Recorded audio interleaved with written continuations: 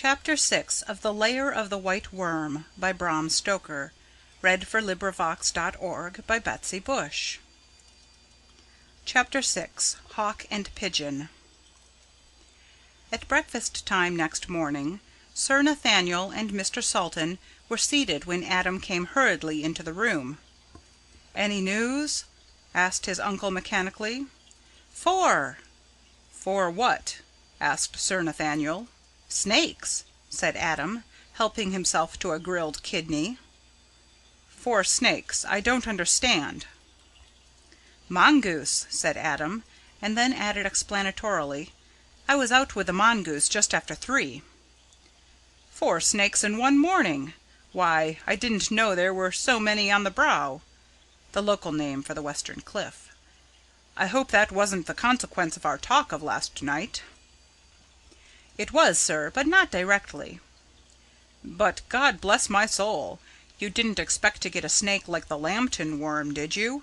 Why, a mongoose to tackle a monster like that, if there were one, would have to be bigger than a haystack." "These were ordinary snakes, about as big as a walking stick." "Well, it's pleasant to be rid of them, big or little. That is a good mongoose, I am sure. He'll clear out all such vermin round here," said Mr. Salton. Adam went quietly on with his breakfast. Killing a few snakes in a morning was no new experience to him. He left the room the moment breakfast was finished, and went to the study that his uncle had arranged for him. Both Sir Nathaniel and Mr. Salton took it that he wanted to be by himself, so as to avoid any questioning or talk of the visit that he was to make that afternoon. They saw nothing further of him till about half an hour before dinner time. Then he came quietly into the smoking room, where Mr. Salton and Sir Nathaniel were sitting together, ready dressed. "I suppose there is no use waiting. We had better get it over at once," remarked Adam. His uncle, thinking to make things easier for him, said, "Get what over?" There was a sigh of shyness about him at this. He stammered a little at first, but his voice became more even as he went on. "My visit to Mercy Farm." Mr. Salton waited eagerly. The old diplomatist simply smiled.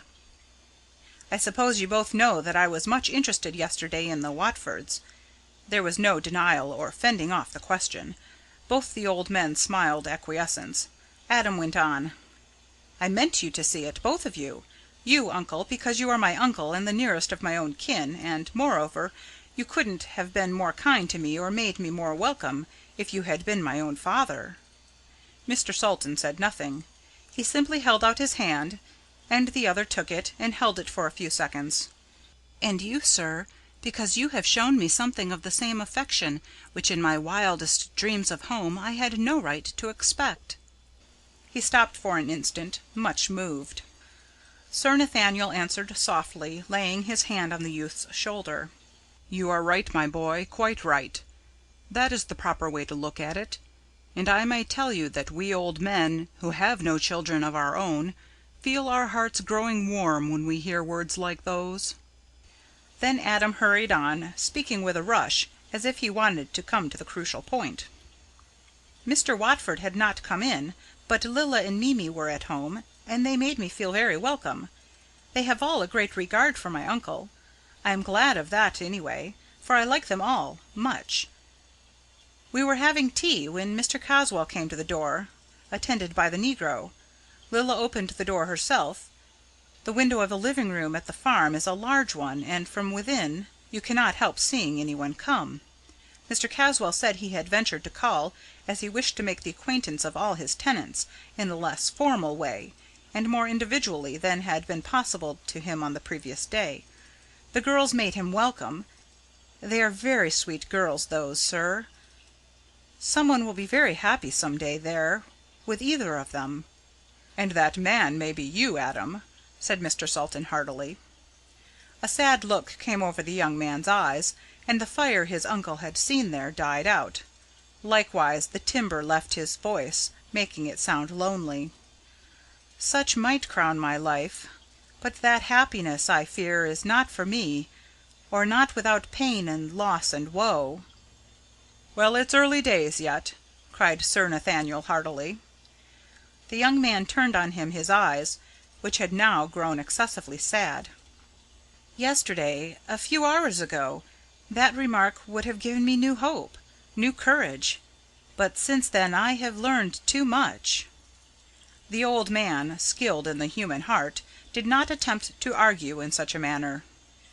"Too early to give in, my boy." "I am not of a giving in kind," replied the young man earnestly. "But after all, it is wise to realize a truth. And when a man, though he is young, feels as I do, as I have felt ever since yesterday when I first saw Mimi's eyes, his heart jumps. He does not need to learn things. He knows." There was silence in the room, during which the twilight stole on imperceptibly. It was Adam who again broke the silence. "Do you know, uncle, if we have any second sight in our family?" "No, not that I ever heard about. Why?" "Because," he answered slowly, "I have a conviction which seems to answer all the conditions of second sight." "And then?" asked the old man, much perturbed. "And then the usual inevitable. What in the Hebrides and other places, where the sight is a cult, a belief, is called the Doom, the court from which there is no appeal. I have often heard of second sight. We have many Western Scots in Australia. But I have realized more of its true inwardness in an instant of this afternoon than I did in the whole of my life previously. A granite wall stretching up the very heavens, so high and so dark that the eye of God himself cannot see beyond. Well, if the doom must come, it must. That is all." The voice of Sir Nathaniel broke in, smooth and sweet and grave. "Can there not be a fight for it? There can for most things." "For most things, yes, but for the doom, no. What a man can do, I shall do. There will be, must be, a fight. When and where and how I know not, but a fight there will be. But after all, what is a man in such a case?" "Adam, there are three of us." Sultan looked at his old friend as he spoke, and that old friend's eyes blazed. "Aye, three of us," he said, and his voice rang.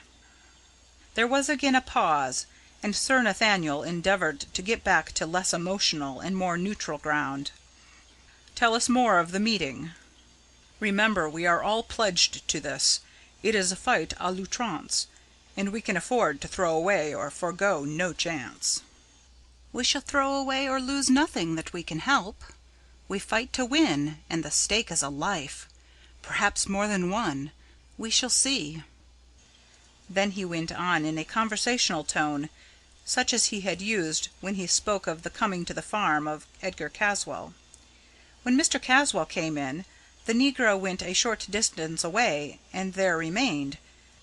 It gave me the idea that he expected to be called, and intended to remain in sight, or within hail. Then Mimi got another cup and made fresh tea, and we all went on together. "Was there anything uncommon? Were you all quite friendly?" asked Sir Nathaniel quietly. "Quite friendly. There was nothing that I could notice out of the common, except," he went on, with a slight hardening of the voice, "except that he kept his eyes fixed on Lilla in a way which was quite intolerable to a man who might hold her dear." "Now, in what way did he look?" asked Sir Nathaniel. "There was nothing in itself offensive, but no one could help noticing it." "You did. Miss Watford herself, who was the victim, and Mr. Caswall, who was the offender, are out of range as witnesses. Was there anyone else who noticed?" "Mimi did. Her face flamed with anger as she saw the look." "What kind of look was it? Over ardent, or too admiring, or what? Was it the look of a lover, or one who fain would be? You understand?" "Yes, sir, I quite understand. Anything of that sort I should of course notice.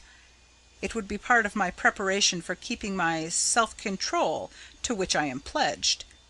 If it were not amatory, was it threatening? Where was the offence?"